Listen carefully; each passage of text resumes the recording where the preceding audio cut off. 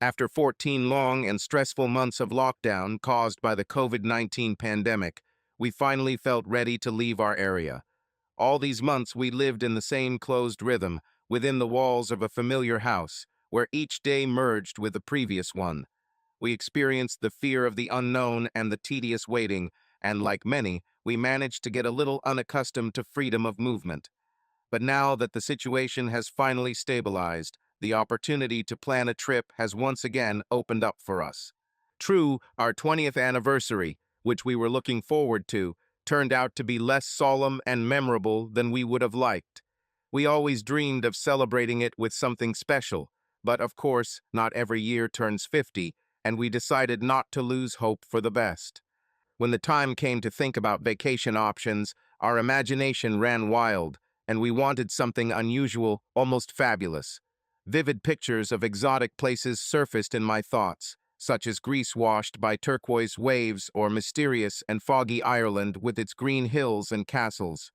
We dreamed of how we could feel the taste of travel again, enjoying new countries, traditions, and cuisine.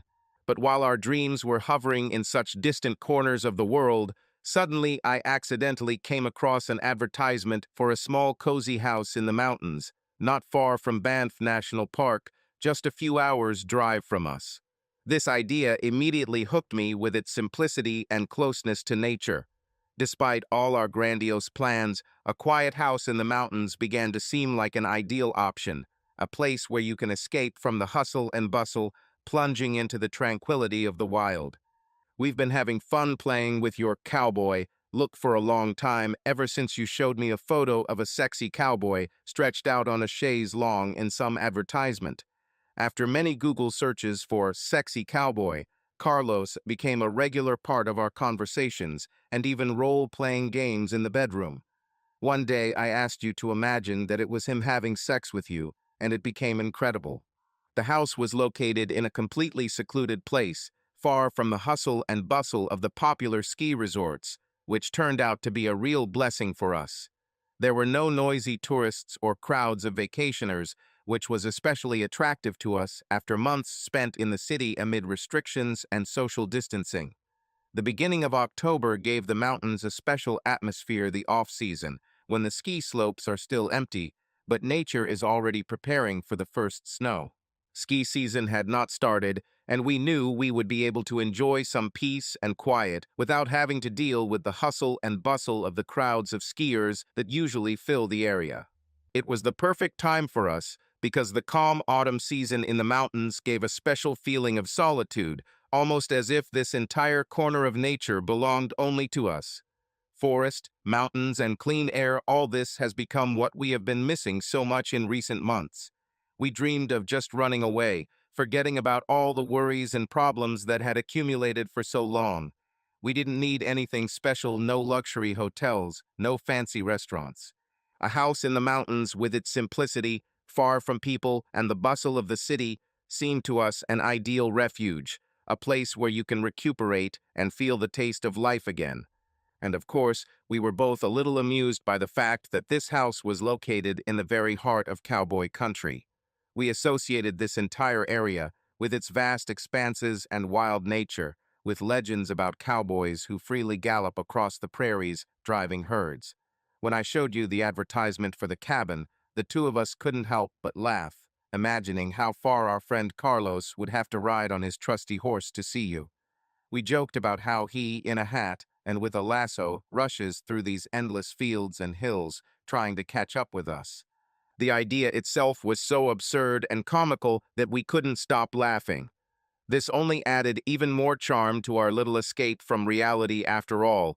It's always good when traveling when you can not only relax, but also have a lot of fun. The price for renting the cabin turned out to be quite suitable for our budget, which was a real success considering all the delights that this small mountain corner offered. In addition, we finally have free time to go on vacation without rushing and without being distracted by business. But the most important thing was that your mother willingly agreed to look after the children for a whole week. This relieved us of the last burden of responsibility, and I, breathing a sigh of relief, booked the trip without any doubt. We knew that this short escape to the mountains would be a real breath of fresh air for us after all the difficulties of the last months. The process of preparing and packing our suitcases was accompanied by endless jokes about Carlos, which did not let us get bored. As soon as we started putting things away, almost every detail of our wardrobe became a reason for a new wit. You picked up another shirt or sweater and with a serious face asked what Carlos would say to this. Would he like the way you look? This game accompanied us at every step. No matter what thing you took out, you always figured out how it could be associated with the image of a cowboy and with what the ideal cowgirl should wear. Your questions were accompanied by such sincere laughter that packing things turned into real fun. The climax of your jokes was that one day you returned from the store with a new shirt, a classic red and white checkered one, with mother-of-pearl buttons, typical of those who want to get into the image of a cowboy. You proudly showed me your find, telling me that you now looked like a real cowgirl and would be able to support our fun lifestyle for the next week. The shirt became the main topic of discussion. You tried it on in front of the mirror and, laughing, asked what Carlos would say about it. And although we both knew it was all just a joke, the clothes seemed to add an extra element of adventure to our trip, emphasizing the atmosphere of lightness and playfulness with which we approached our trip to the mountains. After a touching and slightly tearful farewell to the children and your mother at the airport, we finally set off on our long-awaited trip. The scene of the children hugging us goodbye not only made us emotional, but also made us realize how much we missed time alone with each other. It seemed so unusual, even luxurious, the opportunity to travel just the two of us, without the usual parental worries. This feeling of freedom, albeit temporary, brought special joy. We told ourselves that there were many more family trips ahead of us, adventures where everyone would be together, and every moment would be shared with the children. But at the moment we felt that this vacation was necessary for us as a couple. We needed, at least for a short time, to be not just mom and dad, but to again feel like the very people who once began this journey of life together. The flight went surprisingly quickly. Perhaps it was due to the fact that we were absorbed in the anticipation of our private holiday, or because we had the opportunity to relax, talking about everything in the world, without being distracted by the endless questions and needs of the children. At some point, we even managed to order a couple of cocktails, enjoying the fact that we didn't have to rush anywhere. These few hours in the air flew by. We laughed, discussed plans for the week, and simply enjoyed each other's company. It was a feeling of lightness and freedom that we had not touched for a long time.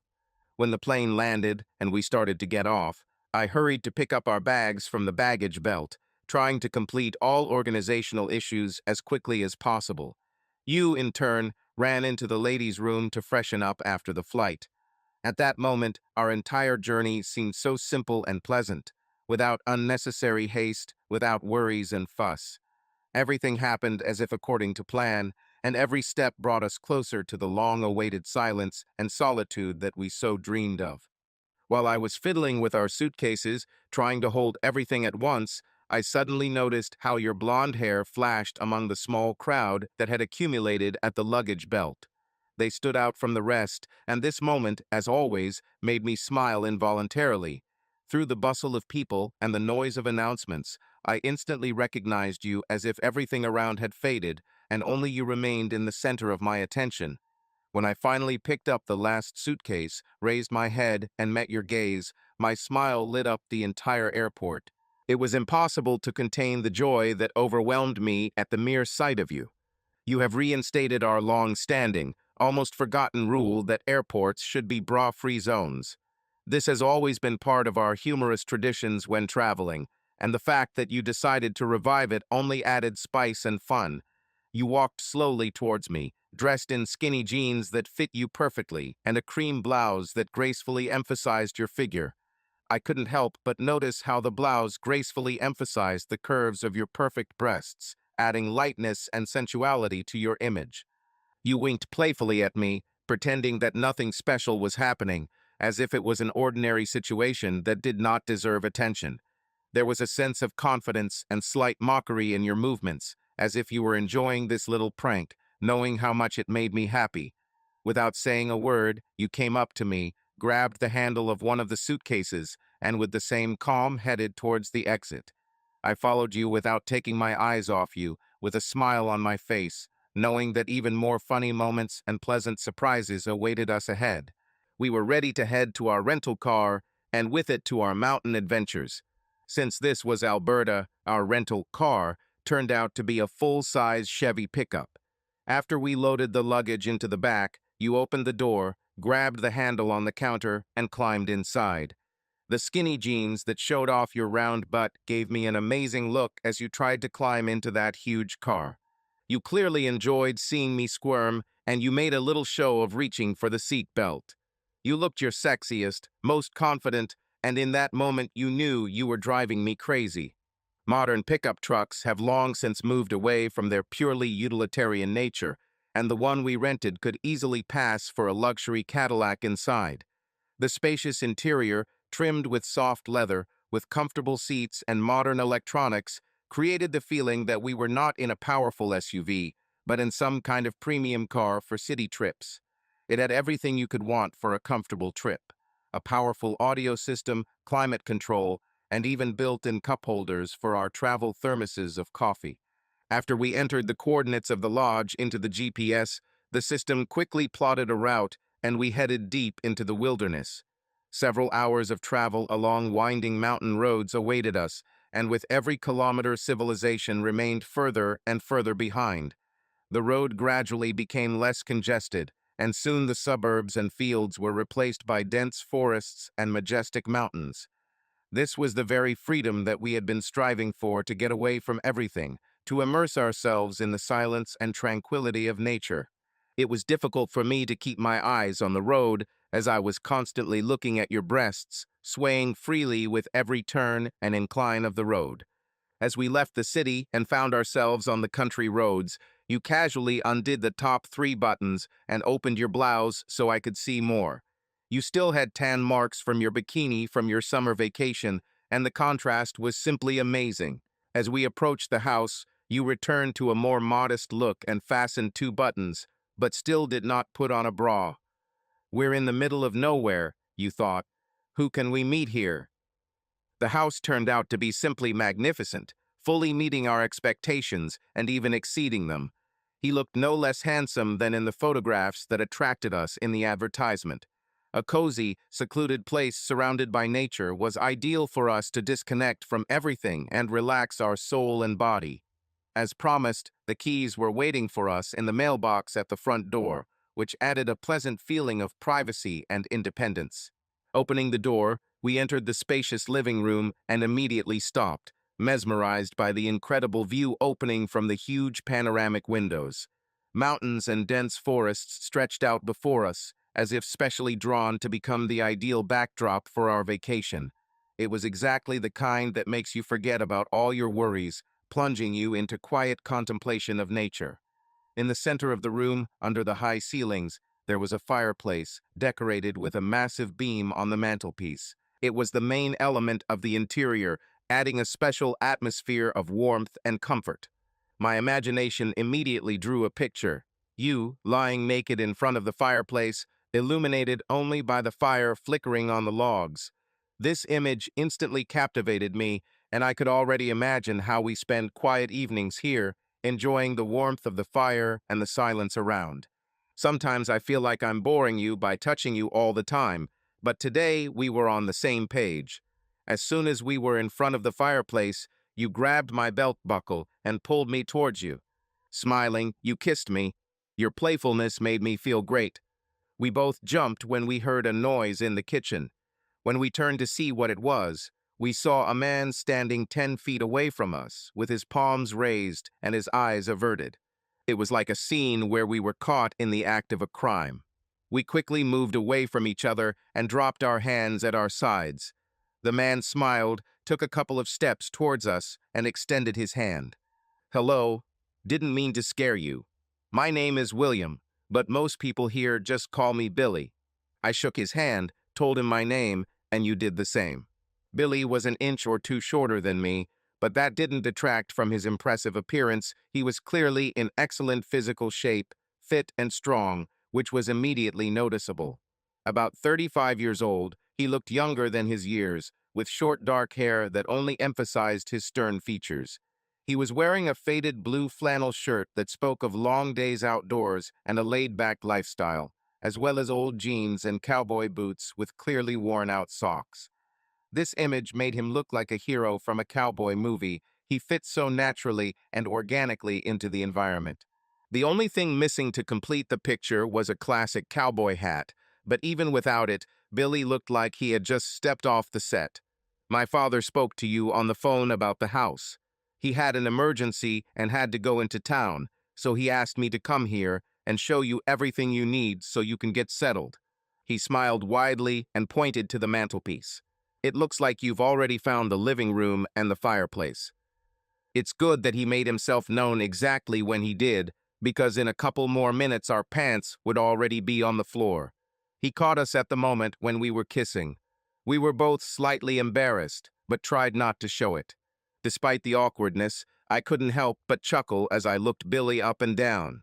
We hadn't even been in the house for 5 minutes, and the real Carlos was already standing in front of us. If I had been writing one of my raunchy stories, things wouldn't have happened so quickly. After a few friendly phrases and conversations about the road here, it was Billy's turn to look us up and down. Your outfit was perfect for walking through a busy airport where we didn't know anyone, and even better for a trip, but I doubt you would have chosen it for meeting someone new. Billy was clearly caught off guard by your blouse, or rather, by what was visible through it. What seemed quite innocent at the airport looked almost downright provocative here, as the outline of your large breasts was clearly visible through the fabric. As he led us into the kitchen, he paused to let you go first. His gesture seemed to be dictated by good manners, but I noticed how his gaze lingered on your buttocks in tight jeans. Billy was impressed and didn't really try to hide it. Later, you admitted that you noticed it too. Right through this door is the kitchen. My friend and I recently renovated it over the summer. More precisely, I lifted heavy things, and my friend did all the difficult work. There's a great gas stove here, and even a little wine cooler over there, he said, pointing to the stove. I hope you like to cook, Billy said with a slight smile, looking around at us. Because things are not so simple with restaurants here. There are almost none nearby.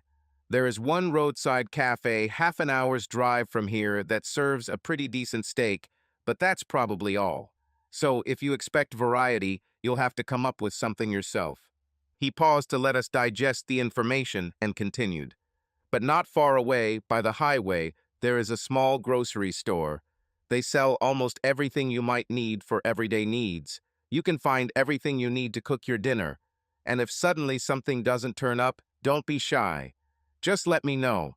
I live in a house nearby, and I'm always happy to help you with anything. When he said the last words, he looked you straight in the eyes. He then walked through the kitchen to a large glass door with windows on either side. There's a great view of the mountaintops from here, Billy said, pointing toward the horizon where the majestic peaks rose. And if you look closely between the trees, you can see the green roof of my house. It's not too big, but it's just right for me. He looked around at us, then added with a slight smile. And here is the jacuzzi. This is perhaps the best part of the house. There is nothing better than crawling here in the evening and forgetting about all your city worries. Walking over to the jacuzzi, he lifted the lid to show us the 6-person bathtub. As he did this, his arms tensed, and I couldn't help but notice how his biceps stood out clearly under the fabric of his faded shirt. You, in turn, also paid attention to this moment. Your gaze lingered for a moment on how tightly the shirt sat on his trained body. The situation was simply crazy. You stood on the veranda of a house in Alberta, while this beefy cowboy with a ripped body showed you the jacuzzi. When he finished explaining how the hot tub worked, we headed back to the lodge to continue our tour. And again, he let you go ahead before we climbed the stairs to the second floor. The master bedroom was surprisingly spacious, with a huge king-size bed adorned with a massive headboard made from rough-hewn logs. The whole room breathed the atmosphere of the Wild West, and it was immediately clear that we were in the West. The interior was made in rough, masculine colors. Massive wooden furniture and simple but powerful details created a feeling of strength comfort, and natural harmony. The only thing missing for the full effect was the traditional deer or buffalo antlers on the walls, which would have added the finishing touch to this rustic style. The bathroom attached to the bedroom was no less impressive.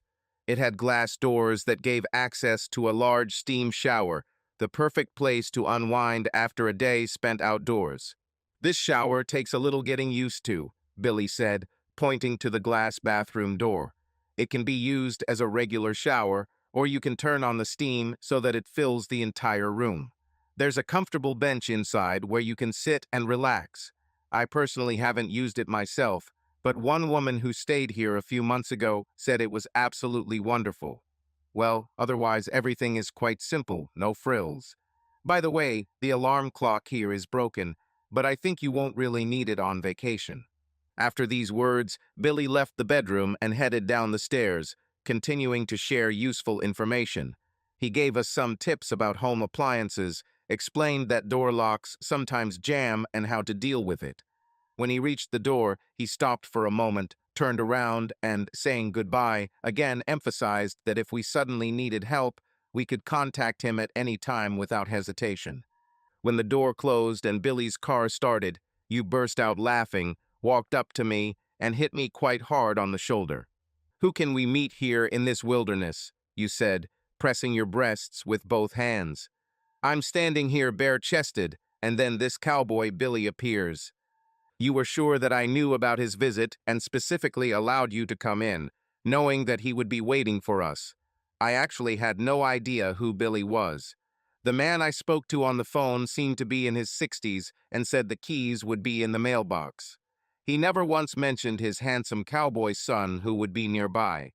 An hour later, after we'd unpacked and laughed our heads off at jokes about Billy, whom we now called Barlow's, we decided it was time to head to the grocery store to stock up on supplies for the week.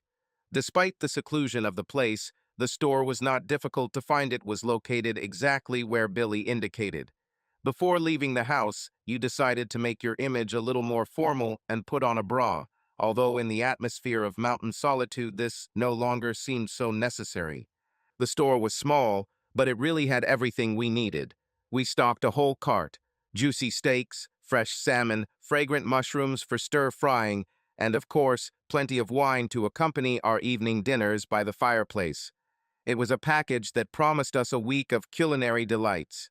Satisfied with our purchases and looking forward to our first dinner in this beautiful lodge, we headed back, ready for a cozy evening in the mountains. While I was cooking in the kitchen, you were busy setting the table. The grill was already heating up, and the cedar salmon board was soaking in the sink, filling the room with a faint woody scent. You disappeared briefly while I mixed the ingredients for the salad, concentrating on chopping the vegetables and preparing for dinner.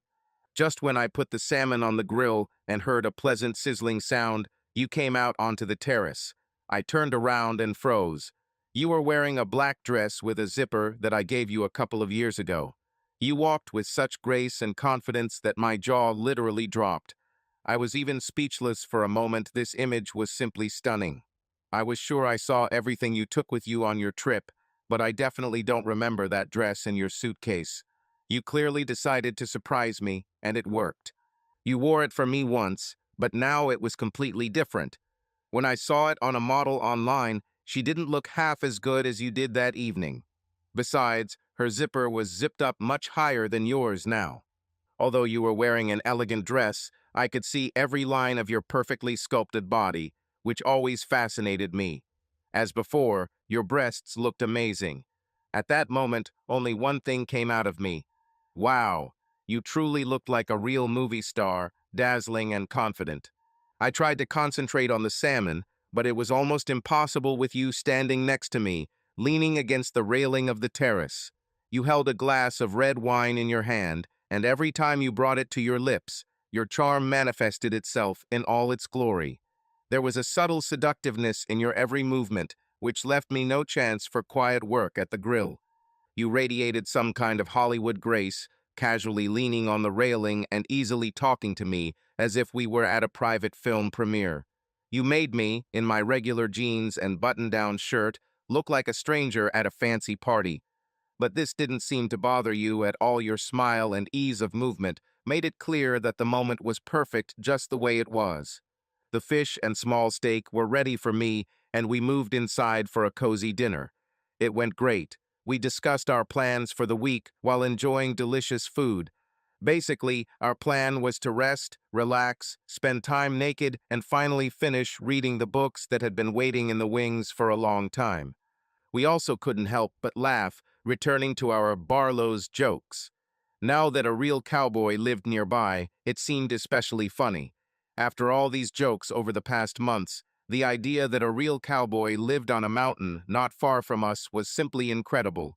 We joked that it was like the plot of Fantasy Island, where Mr. Rourke greets guests as soon as they arrive, and each time the reality is even more surprising than expected. After dinner, I set about clearing the table and started messing around in the kitchen.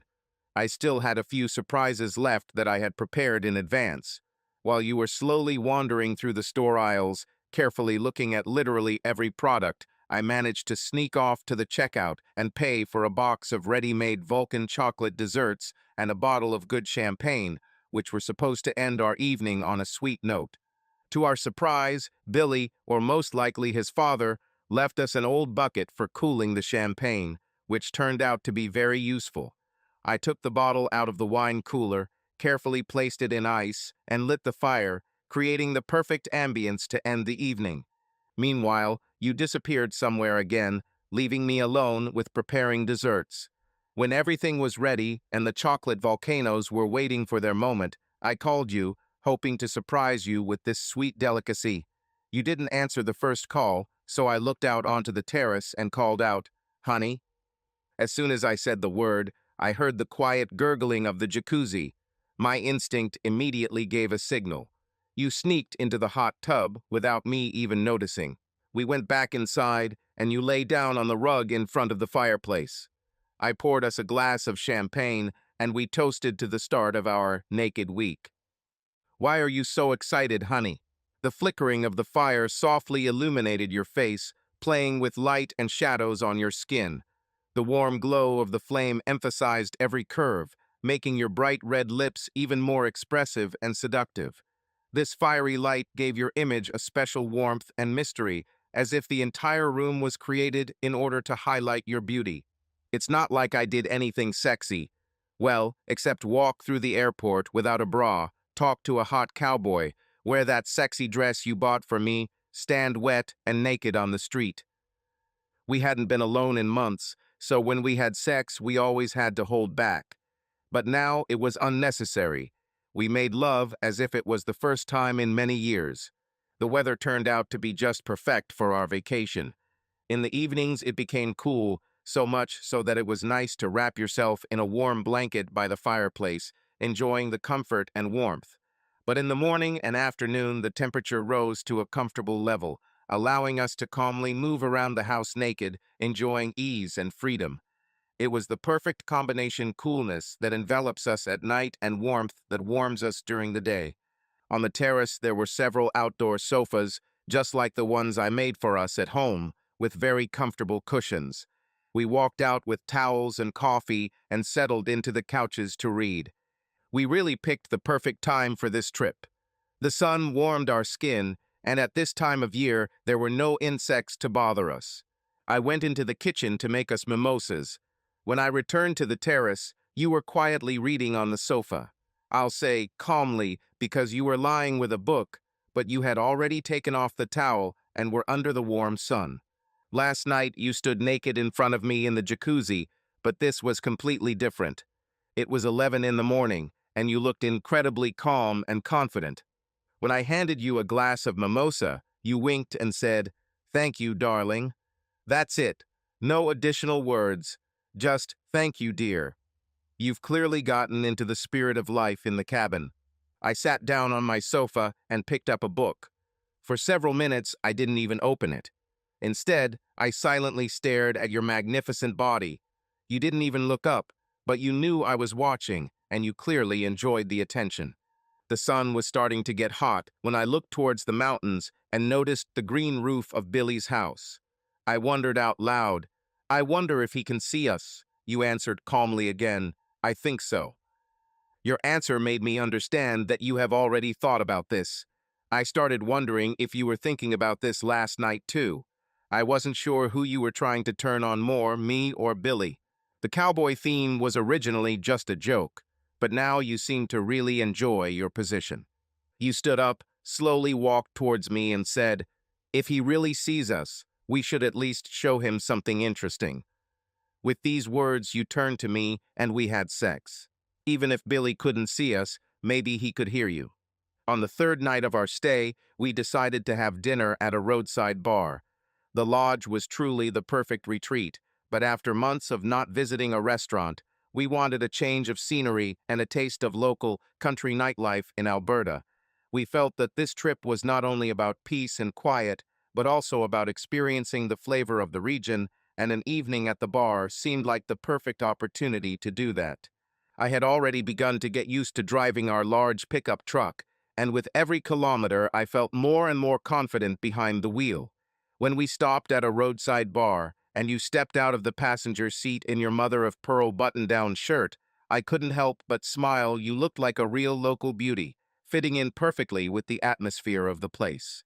As we approached the entrance of the bar, we noticed a woman with long blonde hair who was just leaving, smiling broadly at us.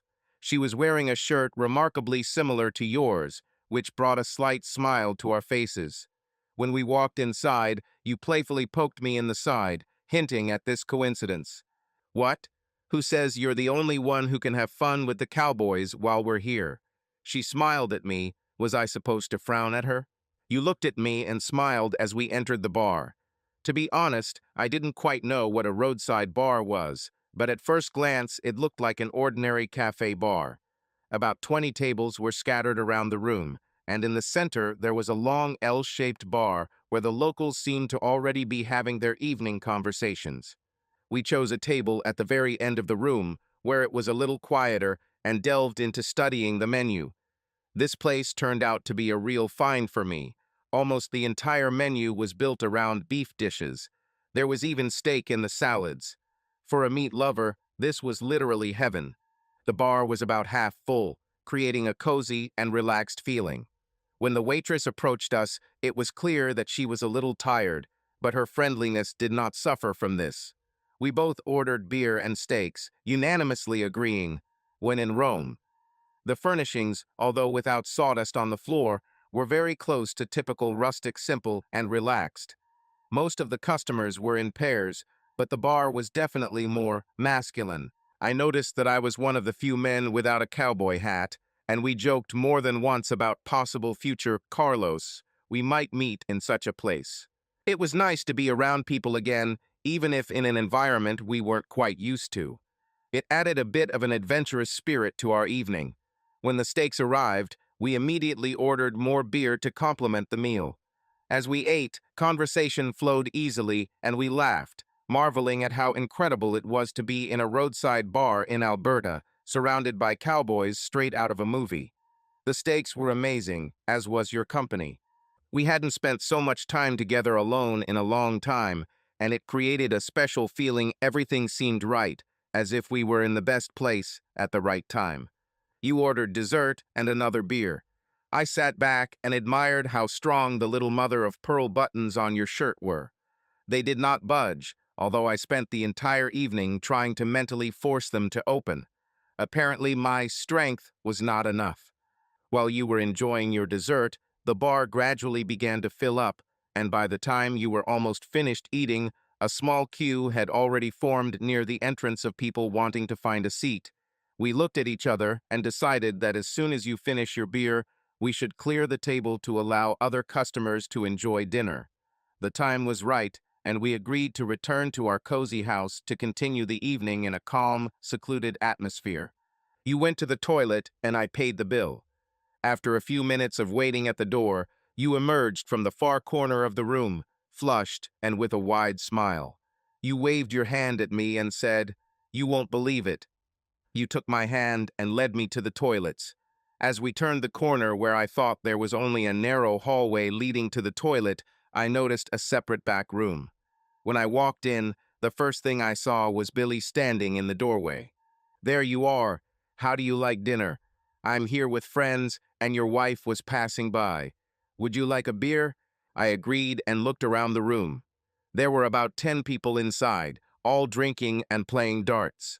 Billy returned with 2 beers and led us to a group of 5 guys.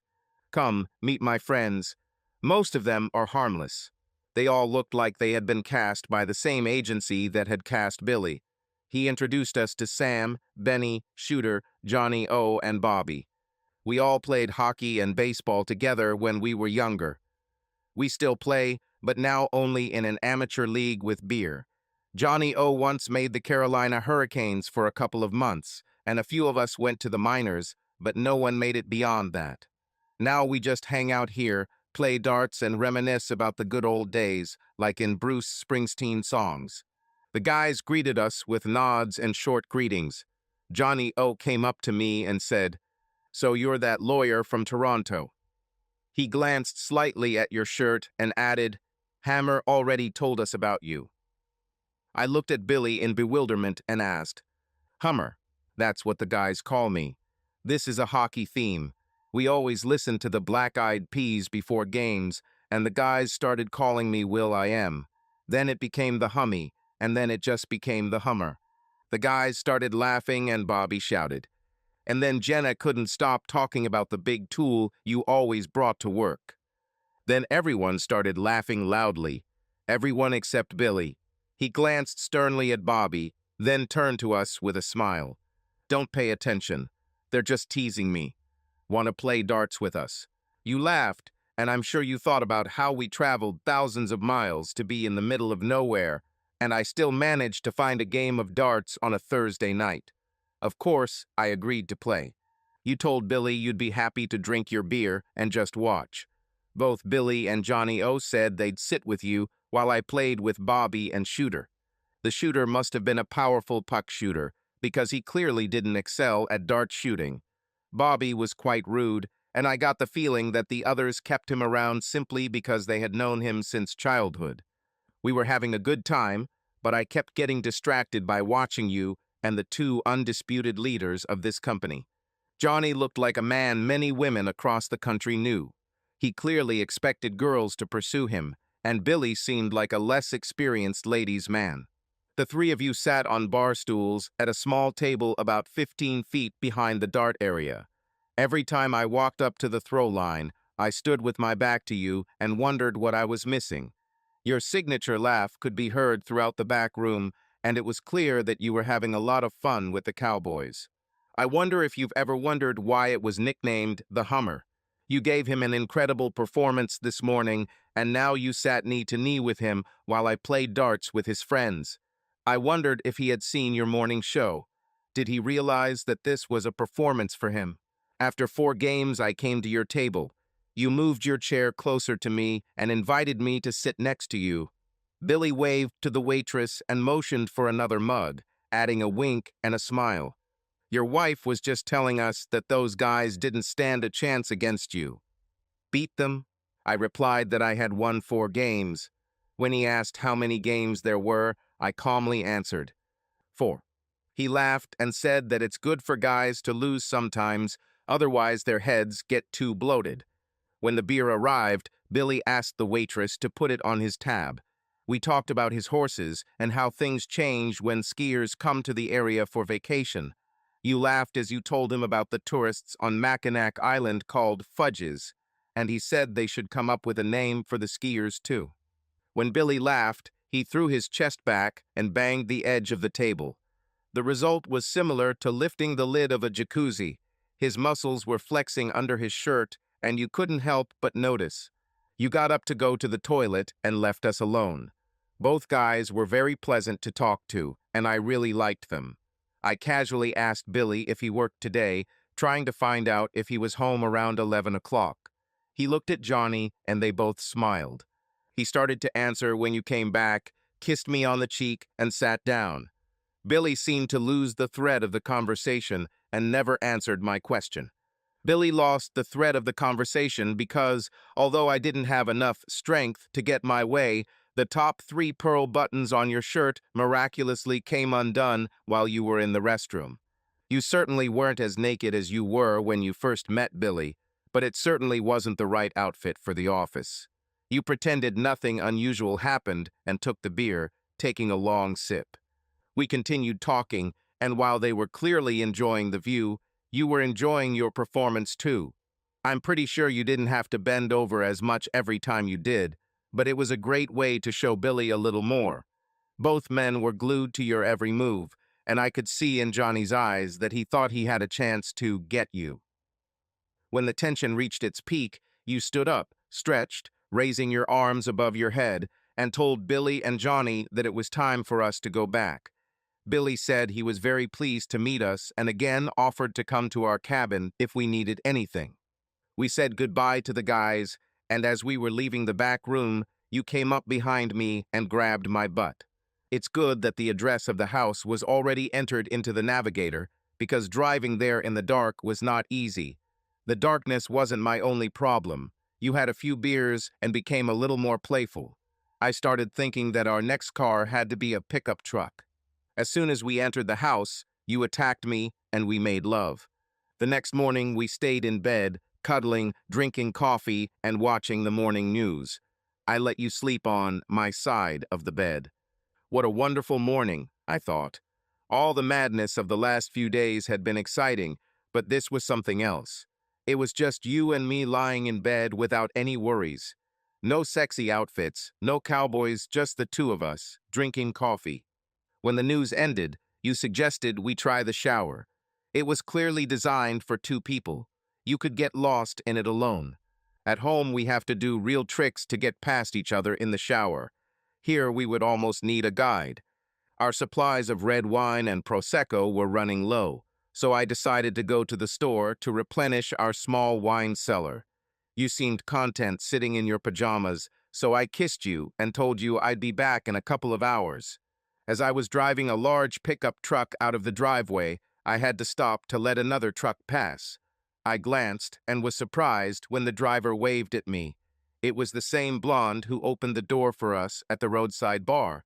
She smiled widely and turned onto the small road that led to Billy's house on the mountain. My trip was smooth, although it took a little longer. The grocery store had everything I needed, but on the way back, I decided to deviate a little from the route. The area was majestic, and I wanted to see more than just a cabin, a grocery store, and a roadside bar. When I returned to the house, you were upstairs and did not immediately come down. While I was putting away the groceries, you came downstairs, looking a little flushed. I kissed you and asked what you were doing. Nothing special. I was just admiring the local beauty. You lightly pinched my buttocks and said how much you like it here. Together, we laid out the remaining groceries and discussed plans for dinner. You sat down on the sofa, saying that you would rest for a couple of minutes. I walked past you, kissed the top of your head, and went upstairs to take a shower. When I got up, I noticed that the chair in the bedroom was turned so as to look out the window. I didn't pay much attention to it and went to get a towel. As I passed the chair, I looked out the window and noticed that from the top floor, I could see the little green roof of Billy's house much more clearly than from the terrace. I made a mental note of this and walked further into the bathroom to take a shower. But something caught my attention as I passed the window again. It was Billy walking along the veranda. I moved closer to get a better look and realized it wasn't Billy, but his blue flannel shirt. When I looked more closely, I saw that it was the same blonde I had seen earlier, and she was wearing his shirt. The shirt was completely unbuttoned, and she wore it as a nightgown. She was completely naked underneath. Billy appeared behind her with a bottle of beer. He was only wearing boxers, and his muscles were on full display. He didn't look like a bodybuilder, more like a football player. She took a sip of beer, and he playfully slapped her. Apparently, this was their post-coital celebration. I stepped back towards the window so they wouldn't notice me, and noticed that the cushions on the chair were rumpled. I looked at them for a few seconds, and then noticed footprints on the wall under the window. And then I understood everything. You watched them through the window. What a crazy little girl, I thought. I went into the bathroom and turned on the water.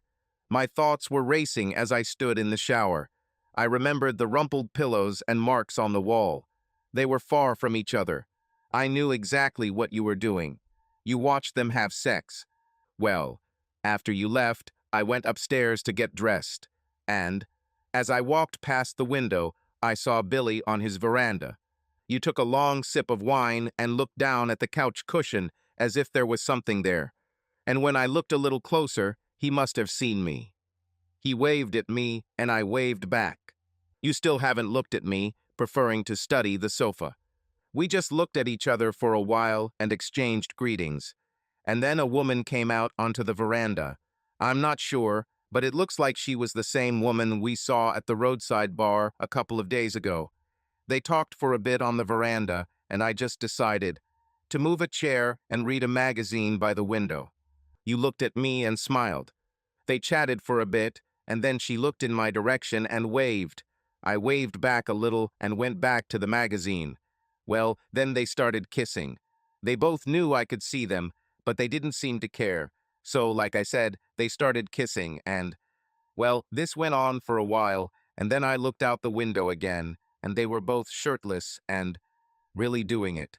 When you looked up at me, your cheeks were flushed. You took another sip of wine and continued. They stood right on the veranda and knew that I could see them. They kissed for a while, and then this woman looked at me and seemed to giggle. He looked at me and waved at me in a much more reserved manner. Your voice became quieter. They knew that I could see them. I waved back at him languidly and remembered your story about the guy who was checking the plaster. I think Billy probably saw us on the terrace that day and decided to return the favor. I smiled and encouraged you to continue. Well, and they just started having sex. And all this time they were looking straight at me. What an eventful week we had. Last night we decided to have a real fireworks display. After much deliberation, I was the one who called Billy and invited him to dinner for his farewell party. He seemed a little taken aback by the invitation, but said he would be there at 7 o'clock. After my last trip to the store, I had everything for our feast. We both found it hard to believe, but we were tired of big, juicy steaks. I took over preparing the chicken parmesan and a few other dishes while you went upstairs to get ready. You couldn't concentrate and were very nervous. What the hell were we doing? It all seemed absolutely ridiculous. You were still upstairs when the doorbell rang at 7:02. I opened the door and a huge smile spread across my face. Billy stood on the threshold. He was dressed perfectly: jeans, a flannel, going-out shirt, and, most importantly, he finally put on a damn cowboy hat. He said hello and said how nice of us to invite him to dinner. No problem, I said. Sheila is just upstairs getting ready. She'll be down soon. Would you like a beer? He pulled out 6 cans from under his arm and said, certainly. We both opened a beer and walked into the kitchen. I went back to my preparations and he sat down. We chatted a bit about kitchen furniture and the Canadian Football League. We both turned our heads when we heard you coming down the stairs. You looked stunning in a short, tight skirt and sheer blue blouse with a matching spaghetti strap top underneath. Your blouse was quite open and your top was held up by thin straps, allowing the real highlight of the outfit to stand out: the large, dangling turquoise necklace that wrapped around your neck and rested between your perfect breasts. Billy jumped out of his chair and came over to say hello. After what happened in front of the window, you were a little nervous about how everything would go, but both of you behaved completely naturally. You shook his hand and thanked him for coming. The same smile appeared on your face when you saw that he was wearing a hat. It wouldn't be the same without her. I poured you a glass of red wine, and the 3 of us went back to the kitchen. Billy seemed to know that we were expecting to see him in the hat, and when we were satisfied, he took it off and placed it on the wine cooler. I put a large pot on the stove while you two discussed Alberta politics. It turned out that he was a big supporter of the NDP and was very interested in your work. There was a lot of commotion in the kitchen, and you both offered to help, but I said that everything was under control and that you two should go sit on the sofa in front of the fireplace. I'll tell you when everything is ready. Billy grabbed a beer, grabbed a bottle of wine, and followed you into the living room. Just like when you first met, he let you go ahead. The back of your skirt showed off your ass perfectly, and he didn't want to miss that. I watched from the kitchen island as you two walked away and noticed that with every step you took a little more of a sway. It was driving me crazy. Everything was going according to plan in the kitchen, and I couldn't hear what you were talking about, but I heard your characteristic laugh every few minutes. When everything was ready, I called you back to the dining table. You both sat down, and I brought the first course mussels with crusty bread. Your eyes lit up when you saw them, and so did Billy. "How did you know that these are my favorites?" he asked. "I can't find them anywhere here." I said that on my last trip home, I found a small fish store. At the mention of how long it took me to get home, you both looked at each other and smiled. I returned to the kitchen while you enthusiastically began to eat. Billy switched to wine, and you seemed to be having a wonderful conversation, interrupted by the sounds of shells opening. 15 minutes later, I returned to the table carrying 3 plates of chicken parmigiana and pasta. Billy's eyes lit up again. "Damn, if I knew you ate like that, I would come every evening. He's just showing off in front of the guest," you laughed. "I'm not the only one who shows off," I said, pointing to your necklace. We all laughed and clinked glasses. At dinner, we didn't have to worry about what to talk about. Billy told us more about his horses, and the conversation was easy and relaxed. When we finished dinner, everyone went into the living room and Billy lit the fireplace. They opened another bottle of wine and everyone relaxed. An hour later, I asked if anyone was ready for dessert. You both said that you were still too full and that we should wait. "Since this is our last night here, we need to take one last dip in the jacuzzi," you suggested. Billy looked out the window onto the terrace and smiled. "I would be glad, but I didn't take a swimsuit with me." "I think we've outgrown modesty now, don't we?" you said with a laugh. We all laughed a little and took our glasses and headed out to the terrace. It was cooler than previous nights, but not cold. Billy walked over to the jacuzzi and removed the lid. The 3 of us sat on a bench that lined the terrace and just chatted and drank for a couple of minutes. I was the first to approach the rushing water. "Well, now or never." Billy looked at you as if asking, "Are we really doing this?" You looked at him and said, "Now it's your turn." "Okay, I'm ready if you're ready," he said. "I hope you still plan to join us, otherwise he and I will look stupid standing here."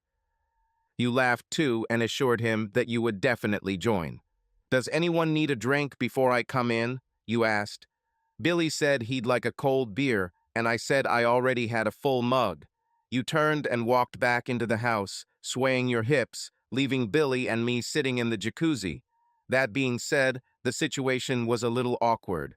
He said that I was lucky to have such a beautiful and smart wife. A few minutes passed, and we both turned towards the door when it opened. It was like a bad Michael Bay movie. You walked out, and time seemed to slow down. You had a glass of wine in one hand, a bottle of beer in the other, and, "Wow, girl," Billy exclaimed. "You must have looked at yourself in the mirror and realized that you've never looked better, because your smile said that the 2 of us are an incredibly lucky audience for this show." You did a little pirouette and said, "Take it easy, Billy. This is not something you haven't seen before." After that, you confidently stepped towards us and entered the jacuzzi as if you were boarding a yacht. You handed Billy the beer and sat down next to me. The water churned and your chest rose slightly above the surface. You put on your bright red lip gloss again, and when the glass of wine touched your lips, it looked magical. Billy sat opposite us and smiled, looking at your necklace. We talked a little more, but the sexual tension was incredibly strong. We all had sex. "I won't forget this night for the rest of my life," Billy said. "I don't think I'll soon forget this either," you said. Billy got dressed, took his hat from the bench and said, "It's funny to say that after what just happened, but it was really nice meeting you both, and this evening was the best night of my life. Thanks for everything. I'll go out by myself." With these words, he walked through the house and left. You sat in the same place for a few more minutes. I went into the jacuzzi, sat next to you, and you laid your head on my shoulder. "Next year, let's go somewhere quieter for vacation," you said with a tired sigh. The story, which began as a calm escape from the hustle and bustle of the city and accumulated routine, turned into something much more meaningful for both of them. The mountains, solitude, and the element of adventure and freedom brought into their lives gradually revealed them to each other anew. The next morning, after saying goodbye to Billy, the silence in the house seemed especially noticeable. Neither of them said a word about what had happened, but in their eyes there was something deep, a quiet understanding that the boundaries were blurred and everything they considered ordinary had changed. The air between them seemed to become tense, but not in a tense way, but rather in that intimate and personal way when no more words were needed. Breakfast was relaxing, and they enjoyed their last moments at the lodge. You said, "I thought that after this week we would come back as different people." It was true. In a short time, their relationship became stronger, not only because of experiments, but also because they saw each other from new sides, free, daring, sensual. When they left the house and slowly headed back to the city, each of them had a warm and cozy memory of the mountains in their souls, in which they were able to leave some of their worries and gain something more important, the realization that together they can overcome any obstacles and even push the boundaries of your desires. The car raced along winding roads. Nature outside the window was saying goodbye to them, and the usual everyday life lay ahead, but something told them that after this vacation, even everyday life would no longer be the same as before. Subscribe to our channel so that your love doesn't cheat on you, and go ahead and listen to the next story, because this story is nothing compared to the next one. If you're under 18, don't even think click to the next one. Click to the next one. Click to the next one.